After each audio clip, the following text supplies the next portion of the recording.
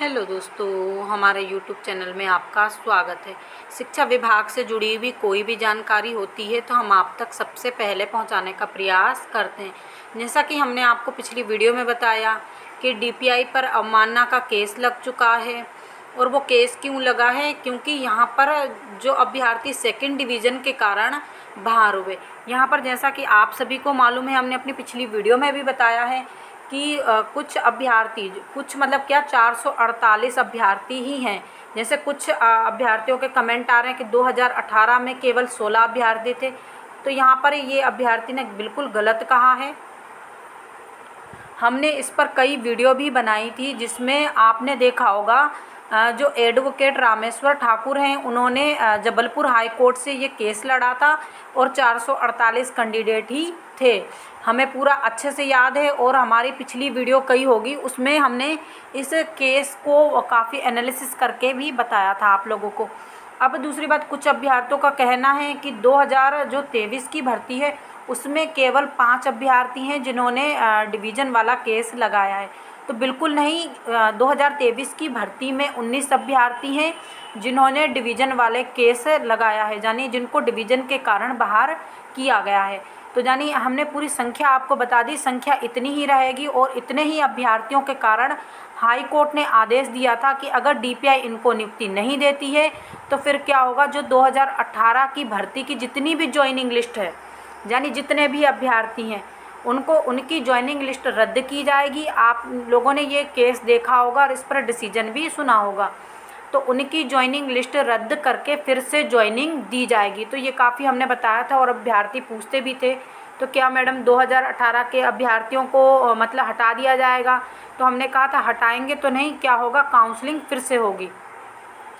तो यही मामला था जो डिवीज़न वाला केस था, जिसमें परसेंटेज के आधार पर हाई कोर्ट ने अब भी कहा है कि अब कोई भी नियुक्ति होगी वो परसेंटेज के आधार पर होगी, ना कि डिवीज़न के आधार पर।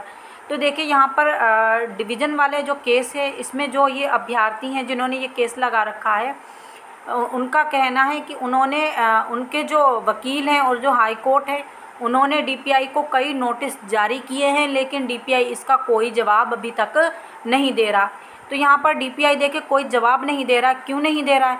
क्योंकि DPI भी अभी असमंजस में होगा, क्योंकि DPI इन अभ्यर्थियों को नियुक्ति देना नहीं चाहता। और 2018 के पद ख़त्म हो चुके हैं, सभी को मालूम है, DPI घोषणा कर चुका है।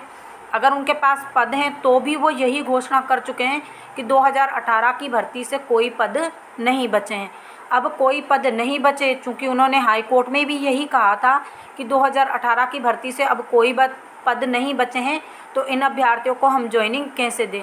तो हाई कोर्ट ने क्या बोला था, आप पद सृजित कीजिए, इनको पद सृजित करने को बोला था। अब चूंकि देखिए विभाग के पास तो कम से कम वर्ग 1 के ही 35-40 हज़ार पद खाली रखे हैं। आप अतिथि शिक्षकों से ही इस चीज़ का अनुमान लगा सकते हैं। जैसे कि विभाग अतिथि शिक्षकों को ज्वाइनिंग देता है, अगर वर्ग 1 में पद खाली ना होते तो अतिथि शिक्षक क्यों रखे जाते? साफ सी बात है, इसमें तो कोई दोहराए वाली बात है ही नहीं। और विभाग वैसे भी अपने गजट में जो एक गजट न्यूज़ आती है, उसमें उन्होंने घोषणा करके बताया, वो हम आपको बाद में बताएंगे, उसका भी पूरा हमारे पास है। उसमें उन्होंने पूरे पद बताए हैं कि इतने अधिक पद हमारे पास हैं, लेकिन विभाग 2018 के अभ्यर्थियों के लिए पद सृजित नहीं करना चाहता। जबकि हाई कोर्ट ने स्पष्ट आदेश दिया था कि आपको पद सृजित करना है और इन अभ्यर्थियों को ज्वाइनिंग देना है जो 2018 की भर्ती के हैं और साथ में 23 की भर्ती के हैं। 23 की भर्ती के अभ्यर्थियों को तो तभी ज्वाइनिंग मिलेगी जब आपकी सेकंड काउंसलिंग होगी। हम फिर से स्पष्ट कर देना चाहते हैं, क्योंकि ये हमने पिछली वीडियो में भी बताया था कि जो भी काउंसलिंग होगी अब सबकी इकट्ठी होगी, जो भी केस जीत के आएंगे। तो सेकंड काउंसलिंग जब तक होगी नहीं तो अलग अलग अभ्यर्थियों को क्यों बुलाया जाएगा? इनके लिए अलग से कुछ नहीं किया जाएगा, वो सेकंड काउंसलिंग में मर्ज कर दिए जाएंगे। बाकी रहे 2018 के अभ्यर्थी, तो 2018 के अभ्यर्थियों को देखिए विभाग जब तक पद सृजित नहीं करेगा तो उनको विभाग ज्वाइनिंग नहीं दे सकता।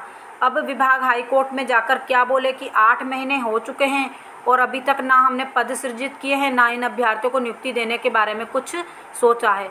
तो इसलिए क्या है, आपकी सेकंड काउंसलिंग नहीं हो रही है। बाकी देखिए और विभाग इनके नोटिस का कोई जवाब भी नहीं दे रहा है। अब यहाँ पर अगर विभाग जैसे ही इन अभ्यर्थियों को ज्वाइनिंग देगा और साथ में पूरक चयन परीक्षा करवाने के लिए नोटिस जारी करेगा, उसके बाद ही आपकी सेकंड काउंसलिंग करवा सकेगा। हमने कई बार आपको अपनी वीडियो में बताया है। अब दूसरी बात, जो सेकंड डिवीज़न केस से जुड़े हुए अभ्यर्थी हैं, सोचिए उन पर क्या बीत रही होगी कि इतना केस भी लगाया, सब खर्चा किया। और देखिए कोई भी अभ्यर्थी हो, चाहे ये अभ्यर्थी सुन भी रहे हों, आपको पुरजोर अगर सुप्रीम कोर्ट तक जाना पड़े ना, तो आप सुप्रीम कोर्ट तक ज़रूर जाइएगा। क्यों? देखिए अभी क्या है, आप बिल्कुल मेरिट लिस्ट में हैं और आप वेटिंग लिस्ट मत उसे गिनिए, आप मेरिट लिस्ट में गिनिए, क्योंकि आप का नाम आ चुका है। विभाग की गलती के कारण आपको बाहर किया जा रहा है।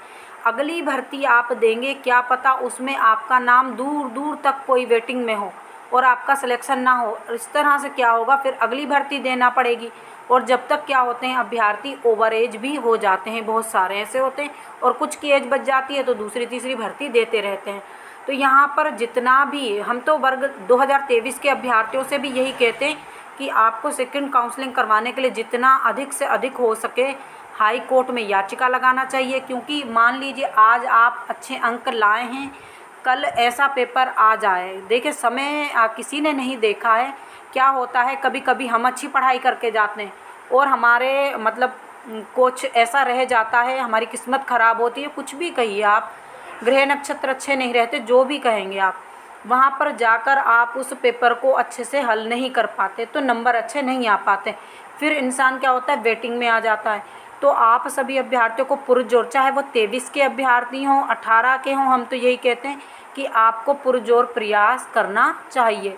बाकी DPI है, अब इनके नोटिस का जवाब नहीं दे रहा, लेकिन कितने 3 नोटिस आने पर अगर विभाग जवाब नहीं देगा तो फिर उनके लिए गिरफ्तारी वारंट जारी किया जाएगा और विभाग जो हाई कोर्ट है वो अपनी पुलिस को भेजेगा और जो आयुक्त हैं शिल्पा गुप्ता, उनको अरेस्ट कर चाहे वो हथकड़ी सहित ले जाएं या बिना हथकड़ी के, फिर उनको हाई कोर्ट में आकर ही जवाब देना पड़ेगा। लेकिन इस स्थिति से पहले वो आ जाएंगी हाई कोर्ट में। उन्होंने EWS अभ्यर्थियों के साथ भी ऐसा ही किया था, तो आपको हिम्मत नहीं हारना है। तो इसी प्रकार की जानकारी के लिए आप हमसे जुड़े रहिए। जो लोग हमारे चैनल पर पहली बार विजिट कर रहे हैं, प्लीज़ चैनल को भी सब्सक्राइब कर लीजिए, वीडियो को अधिक से अधिक लाइक कीजिए, शेयर कीजिए, ताकि सभी अभ्यर्थियों में ये जानकारी पहुंच सके। Thank you.